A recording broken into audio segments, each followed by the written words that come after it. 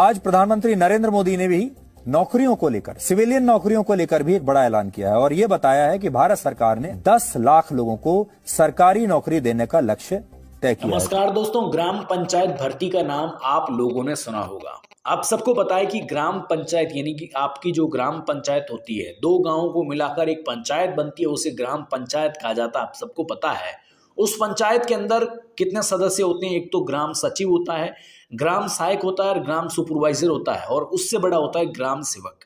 ये 4-5 पोस्टें हैं इस तरह की भर्ती के अंदर। हम जिस भर्ती की बात करने जा रहे हैं उस भर्ती का नाम है ग्राम पंचायत भर्ती। इस भर्ती में बहुत सारी पोस्टें हैं, जैसे कि मैंने बात की, इतनी इतनी पोस्टें हैं, ये 4-5 पोस्टें हैं। इन पोस्टों के अंदर बहुत बड़ी वैकेंसी निकली है इन सब को लेकर। हालांकि ये भी राज्य सरकार की बहुत बड़ी भर्ती रहती है। आप सबको पता है कि ये कोई सेंट्रल लेवल की वैकेंसी नहीं है, क्योंकि भारत के अलग अलग राज्यों के लिए अलग अलग वैकेंसी रहती है। मैं तमाम राज्यों की बात करने जा रहा हूँ, यहाँ पर किसी एक मैन्युअली एक स्टेट के लिए नहीं है। अगर आप राजस्थान, उत्तर प्रदेश, छत्तीसगढ़, मध्य प्रदेश, पंजाब, तमिलनाडु, तेलंगाना, मिजोरम, मणिपुर, गोवा, गुजरात, कर्नाटक, आंध्र प्रदेश, ठीक है, जिस राज्य से भी आप इस वीडियो को देख रहे हो, इस वीडियोस के माध्यम से आप ग्राम पंचायत भर्ती यानी कि दोस्तों आपकी जो ग्राम सहायक भर्ती हो गई, या कहने का मतलब है कि ग्राम सचिव भर्ती हो गई, ये सारी की सारी पोस्टें इस ग्राम पंचायत भर्ती के अंडर में आती है। ठीक है, तो इस वीडियो में मैं आपको इसी भर्ती के बारे में पुरजोर जानकारी देने वाला हूं। अगर आप लोग भी 8वीं 10वीं या 12वीं पास है तो आप सबके लिए बहुत ही बढ़िया मौका है, बहुत अच्छा मौका है। आप लोग भी इस तरह की भर्ती के अंदर बहुत बढ़िया फायदा ले सकते हैं, इस तरह की भर्ती का बहुत पुरजोर बेनिफिट ले सकते हैं।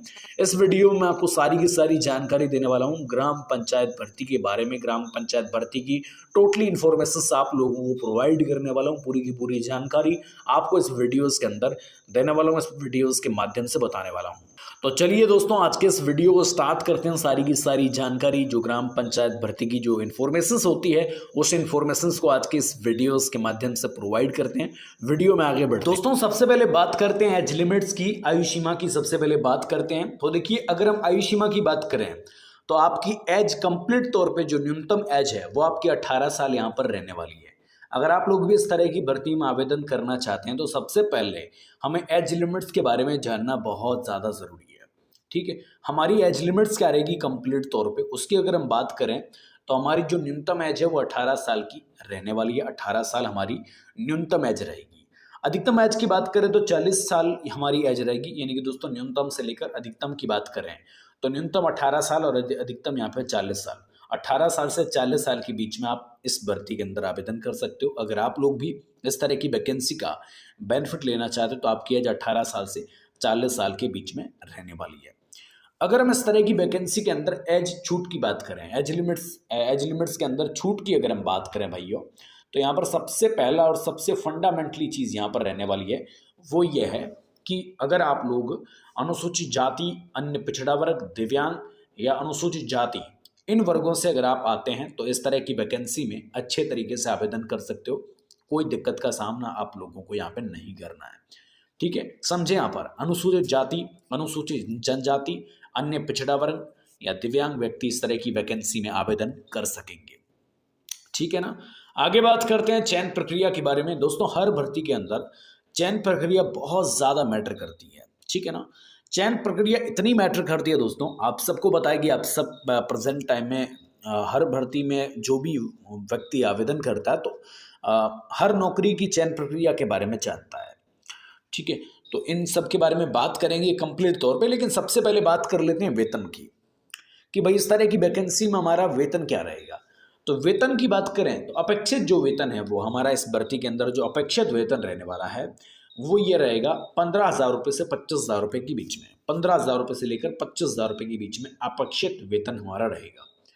ठीक है, और नियमों के मुताबिक अतिरिक्त सरकारी भत्तों का बेनिफिट्स भी आपको मिलेगा। यानी कि दोस्तों, सबसे पहले आपको अपेक्षित वेतन मिलेगा जिसमें 15,000 रुपये से 25,000 रुपये प्रति माह मिलेगा, और नियमों के अनुसार अतिरिक्त सरकारी भत्तों का बेनिफिट्स भी आप सबको सबसे पहले मिल पाएगा। ठीक है, चयनित उम्मीदवारों को आकर्षक वेतन का पैकेज मिलेगा जिसमें अपेक्षित वेतन 15,000 रुपये से 25,000, नियमों के अनुसार अतिरिक्त सरकारी भत्तों का बेनिफिट्स भी सबसे पहले मिल पाएगा। इस बात को आप समझे। अब बात करते हैं आवेदन शुल्क की। आवेदन शुल्क की बात करें तो यहाँ पर देख सकते हो आप सामान्य ओबीसी वर्ग में, यानी कि दोस्तों जो सामान्य और ओबीसी वर्ग है उनको अधिसूचना के मुताबिक आवेदन शुल्क लिया जाएगा। हालांकि 100 रुपये भी हो सकता है, 499 रुपये भी हो सकता है, जितना वो आवेदन शुल्क यहाँ पर अलग अलग भर्ती में अलग अलग फंडे का आवेदन शुल्क होता है। सेकंड बात करें अनुसूचित जाति या अनुसूचित जनजाति, इनकी बात करें तो इसमें भी आधिकारिक अधिसूचना के मुताबिक, कहने का मतलब है कि आप सबको जो आधिकारिक अधिसूचना है उसके मुताबिक आप अगर अनुसूचित जाति अनुसूचित जनजाति से हैं तो इसमें आप सबका आवेदन शुल्क लगने वाला है। भुगतान के तरीके की बात करें तो भुगतान का तरीका ऑनलाइन रहेगा, जिसमें debit card, credit card, net banking and UPI, इन 4 फंडों के माध्यम से आप सबको भुगतान करना पड़ेगा। Debit card, credit card, net banking या यूपीआई, 1 2 3 4, इन्हीं 4 जो चीज़ें हैं इनके माध्यम से आपको भुगतान का फंडामेंटली चीज़ें करनी पड़ेगी, ठीक है ना। तो ये चीज़ हो गई हमारी। हमने सबसे पहले बात की कौन कौन सी हमारी कैटेगरी रहेगी, सामान्य एंड ओबीसी वर्ग रहेगा, जो आधिकारिक सूचना के मुताबिक हमारा आवेदन शुल्क रहेगा। अनुसूचित जाति या अनुसूचित जनजाति की बात करें तो इसमें भी आधिकारिक अधिसूचना के मुताबिक आपको आवेदन शुल्क देना पड़ेगा। थर्ड, भुगतान के तरीके की बात करें तो online, debit card, credit card, net banking and UPI के माध्यम से हमारा इस तरह की भर्ती के अंदर भुगतान किया जाएगा, ठीक है ना। इस बात को आप समझ गए हैं बेसिक तौर पर। अब दोस्तों बात करते हैं यहाँ पर इस तरह की भर्ती में आवेदन करने के प्रोसेस के बारे में कि आप इस तरह की वैकेंसी में आवेदन किस तरीके से कर सकते हैं। लेकिन उससे पहले मैं आपको एक चीज़ बताना चाहूँगा, चयन प्रक्रिया। देखिए हर भर्ती के अंदर चयन प्रक्रिया का फंडा अलग अलग होता है। तो सबसे पहले हम बात करेंगे चयन प्रक्रिया में सबसे पहले फंडे की। तो सबसे पहले होती है हमारी लिखित परीक्षा, रिटर्न एग्जाम, जिसे हम लिखित परीक्षा कहते हैं, रिटर्न एग्जाम कहते हैं। ये हमारा सबसे पहला होगा। उसके बाद हमारी योग्यता सूची, यानी कि दोस्तों लिखित एग्जाम होने के बाद योग्यता सूची निकलेगी। थर्ड चीज़ हमारी रहेगी डॉक्यूमेंट वेरिफिकेशन, दस्तावेज सत्यापन, यानी कि सबसे पहले हमारा रिटर्न एग्जाम, योग्यता सूची, डॉक्यूमेंट वेरिफिकेशंस 1 2 3, ये चीज़ें हमारी कंप्लीट तौर पे इस तरह की भर्ती में सबसे पहले रहेगी, ठीक है ना। तो यहाँ पर हम सबसे पहले जान लिया हमने लिखित परीक्षा, योग्यता सूची, दस्तावेज सत्यापन, ये 3 चीज़ें कंप्लीट तौर पे हमारी इस भर्ती के अंदर रहने वाली है दोस्तों, ठीक है ना। अब अगर आप लोग भी इस तरह की भर्ती में आवेदन करना चाहते हो तो करना क्या है। इसके लिए दोस्तों सबसे पहले आपको ऑनलाइन आवेदन फॉर्म भरना है, जिसमें सबसे पहले आपको ग्राम पंचायत की आधिकारिक साइट पे विजिट करना है, ठीक है। सबसे पहले हमें क्या करना है, ग्राम पंचायत की पंचायती राज की जो आधिकारिक साइट है उस पर सबसे पहले विजिट करना है। उसके बाद आप सबको ग्राम पंचायत भर्ती की अधिसूचना को ओपन करना है। फिर आपको ऑनलाइन आवेदन करें लिंक पर क्लिक करना है।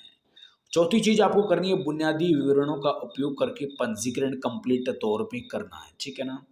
फिर आपको व्यक्तिगत और शैक्षणिक जानकारी को भी कंप्लीट तौर पे भरना है। फिर स्कैन किए गए दस्तावेज को आपको कंप्लीट तौर पे अपलोड करना है दोस्तों। फिर आपको आवेदन शुल्क के अंदर भुगतान करना है। फिर आपको फॉर्म को जमा करके उसका प्रिंट आउट निकालना है, ठीक है ना। यानी दोस्तों कम से कम 1 से लेकर 8 तक चीजें रहेंगी जो यहाँ पर इस तरह की भर्ती में रहेगी, ठीक है। ये हमने जाना। अब यहाँ पर फंडामेंटली चीज़ें बहुत ज़्यादा, आवश्यक डॉक्यूमेंट्स की मैंने बात नहीं की।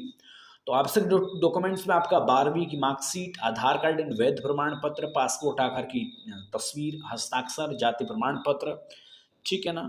और इसके अलावा अधिवांश प्रमाण पत्र, ठीक है, वगैरह वगैरह डॉक्यूमेंट्स। इसके अलावा आवेदन पत्र के कुछ निर्देश वगैरह वगैरह, तैयारी की बुनियादी जानकारी, ठीक है ना। तो यहाँ पर इस तरीके से ये ग्राम पंचायत की जो वैकेंसी है ये रहने वाली है। आप लोग इस तरीके से इस तरह की वैकेंसी में आवेदन कर सकते हो, कोई दिक्कत का सामना आप लोगों को नहीं करना।